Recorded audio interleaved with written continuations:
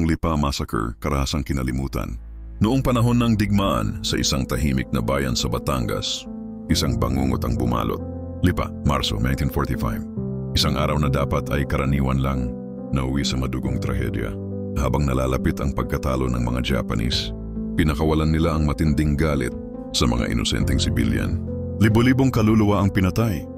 Walang awa, bata, matanda, pare, sinunog ng buhay. Tinaga ng bayoneta, binaril, ibinulit sa mga hukay. Mahigit 1,000 ang namatay. Sabi ng ilan, hanggang ngayon naririnig pa rin ang mga iyak sa ilalim ng mga puno ng mangga, kung saan sumisipsip pa rin ng dugo ang lupa. May isang batang babae, nakaligtas. Nagtago sa ilalim ng sahig, tahimik. Habang pinapatay ang kanyang buong pamilya sa itaas, kakaunti lang ang nakakaalala sa Lipa Massacre ngayon, pero hindi sila nakalimot. Kapag naglakad ka sa mga palayan sa gabi, baka marinig mo pa rin ang iyak, ang lagablab ng apoy, at ang bulong ng mga kaluluwang di matahimik. Inosente sila, pero tinalikuran sila ng kasaysayan.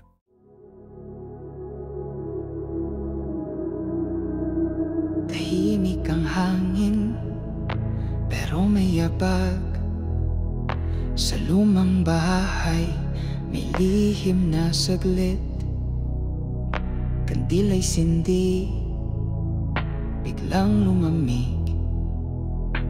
May aninong di umaalis. She walks, she waits. Sa likod ng kurtinang may punit na fate.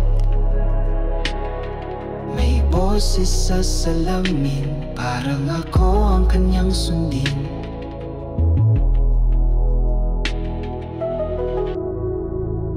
Basag ang orasan, huminto sa 3:00. May mata sa dilim, di mo lang pansin.